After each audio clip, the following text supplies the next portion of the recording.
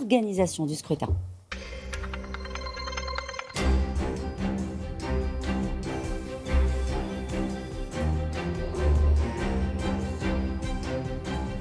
Bonjour Gérald Darmanin. Bonjour. Merci d'être notre invité ce matin. L'abstention atteint un niveau record. 2/3 des électeurs ne se sont pas rendus aux urnes. C'est l'échec d'une promesse d'Emmanuel Macron. Vous vous souvenez, il voulait réconcilier les Français avec la politique. C'est raté.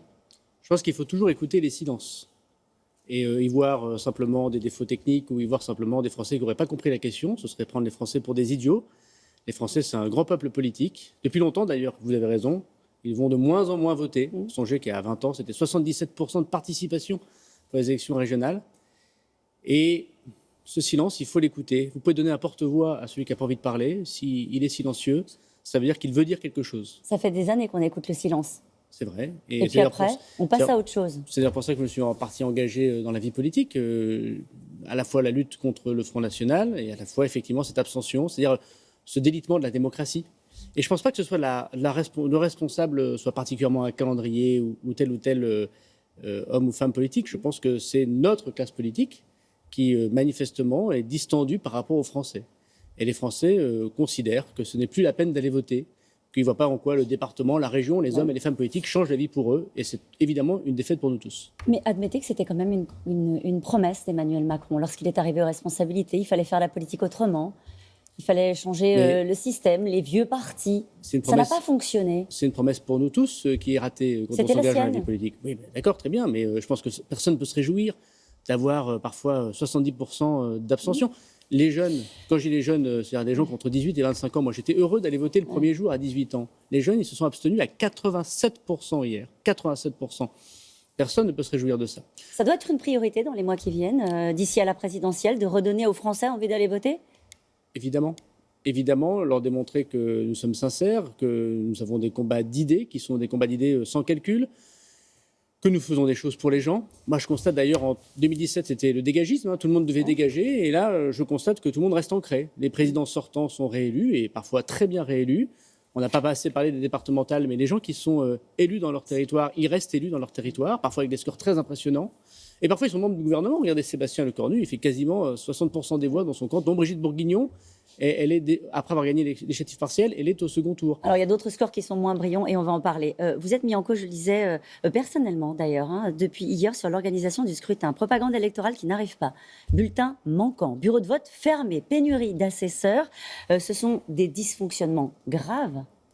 Non, bon, écoutez, quand on dit que son chien a mordu, on pense qu'il a la rage, dit le proverbe. D'abord, je voudrais remercier tous les maires de France, tous les assesseurs et tous les services du ministère de l'Intérieur. Dans un contexte sanitaire où la plupart des pays autour de nous ont reporté les élections, ils ont tenu la barre. On aurait peut-être dû le faire, d'ailleurs. Il n'y a pas eu de bureau, excusez-moi, mais il n'y a pas eu de... Alors, les partis politiques, et notamment l'opposition, a souhaité absolument, rappelez-vous, qu'on maintienne ces élections. Contact. Nous avons réussi à organiser ces élections. Deuxièmement, bien sûr, il y a eu des problèmes de propagande électorale. Je convoque ce matin les sociétés, et singulièrement la société Adrexo, qui n'a pas fait son travail correctement. C'est vrai. Enfin... C'est pas grave, vous avez l'air de les dire Français, que... Non, mais si, c'est grave, bien sûr, mais les Français, madame, ça fait longtemps qu'ils s'abstiennent. Écoutons ce silence. C'est très impressionnant ce qui s'est passé hier. Les hommes et les femmes politiques ne peuvent pas dire que c'est une question de tuyauterie. Ils doivent penser que profondément, les Français ont donné un message en s'abstenant. Alors, il y a les femmes et les hommes politiques, comme vous dites, puis il y a le ministre de l'Intérieur qui est en charge de l'organisation des élections. Je vous posais la question, est-ce que ce sont des dysfonctionnements graves ? Mais ça s'est bien passé hier. Ça s'est bien passé hier. Bien sûr, ça s'est bien passé hier, à part la distribution de la propagande dont je répète que je convoque ce matin les sociétés. Les bureaux de vote ont ouvert. Il y a eu quelques bureaux de vote qu'on n'a pas ouverts à Marseille, mais ce n'était pas de la faute du ministère de l'Intérieur. On ne va pas rentrer dans les détails, mais il me semble que c'est plutôt une affaire locale. Je constate que les assesseurs, même peu nombreux, étaient très courageux. Tout le monde a été vacciné, tous ceux qui l'ont souhaité. Tout le monde a été testé. Tout le monde a pu constater qu'un double scrutin, madame, ça fait 40 ans que la France n'a pas organisé un double scrutin sur son sol. L'a fait dans des conditions où tout le monde a pu avoir les résultats de façon démocratique, sans contestation, sans problème d'ordre public, alors qu'on a des menaces terroristes, alors qu'on a des contestations sociales, alors qu'il y a une crise sanitaire. Nous sommes une grande démocratie. Et on ferait mieux de remercier les maires de France et les agents publics plutôt que pour les hommes et les femmes politiques de ne pas se poser de questions. Justement, l'Association des maires de France et l'Association des départements et régions de France évoquent une défaillance du service public et des conditions inacceptables sur l'organisation des élections. Moi, je ne partage pas cette attaque envers les fonctionnaires. Ça se passera bien au second tour. On recevra la propagande électorale. On va tout faire pour. Évidemment, elle est en ligne. Vous savez, il y a eu 262 000 procurations en ligne. C'est la première fois que les Français pouvaient faire leur procuration sur Internet sans se déplacer. C'est la première fois que les Français pouvaient avoir 2 procurations par personne. C'est la première fois qu'on a eu ces débats télévisés, y compris locaux, où on a mis en ligne les professions de foi. Je dis aux femmes et aux hommes politiques qui ont bien plus d'expérience que moi, parfois ceux qui dirigent l'association ont 30 ou 40 ans de vie politique. L'abstention est un message. Les Français veulent nous dire quelque chose. Ils veulent nous dire qu'ils n'ont pas confiance en nous. Il faut qu'ils se réveillent, ces femmes, ces hommes politiques. Pourquoi il n'y a pas eu de campagne de communication, d'information pour inciter les Français à aller voter? Alors, vous êtes le service public des médias, on en a vous êtes parlé, journaliste. on a fait notre travail, M. Darmanin. Est-ce qu'il y a eu une campagne Regardez organisée par Moi, le je sujet? vais vous dire, et chacun peut se regarder dans sa glace, je me suis présenté aux élections départementales, j'ai eu la chance d'être élu à 55% dans ma commune, il y a un second tour la semaine prochaine.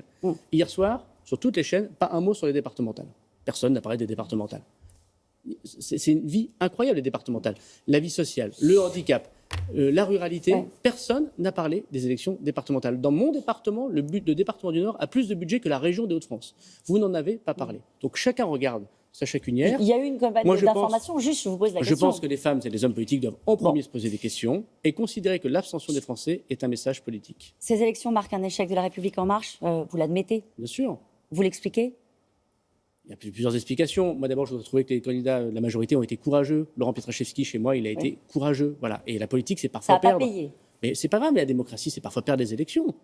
Et c'est pas très grave. Et moi, je suis très heureux que nous ayons, dès hier soir, après la campagne courageuse de Laurent, appelé à voter Xavier Bertrand pour faire barrage au Front National. Évidemment, dans notre région, il y a toujours un risque. Parce que vous savez, quand il y a 70% dépensé pour les Hauts-de-France, justement.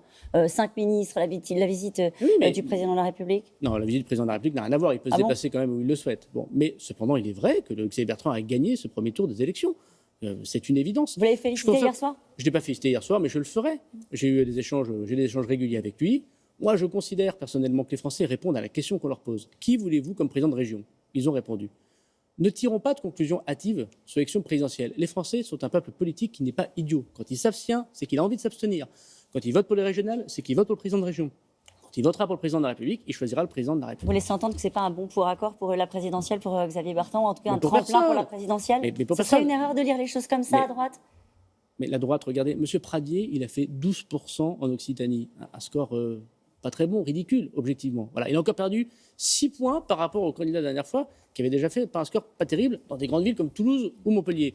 Là où il y a des sortants, ils ont été réélus, à gauche comme à droite. Là où il y a des gens qui ont voulu conquérir, ils ont été balayés. Voilà. Et la majorité présidentielle, comme elle était sortante nulle part et que voulait entrer partout, a connu aujourd'hui, en effet, une difficulté importante. Vous avez dit une victoire du Rassemblement national au régional représenterait une marque satanique pour la région qui voterait Rassemblement national. Il y a encore un risque de victoire du Rassemblement national au second tour, notamment en région PACA. On a appris hier soir que la liste d'Union de la gauche se maintenait en région PACA, malgré le risque de victoire. Bon, d'abord, il y a un risque partout.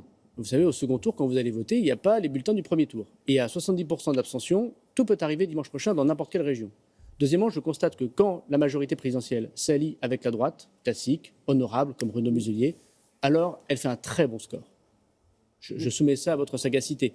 Et je pense que les va-t-en-guerre radicalisés parfois des partis politiques, qui n'ont pas appelé à voter Muselier alors que c'était leurs propres camarades de parti, ont une responsabilité énorme dans la première victoire de M.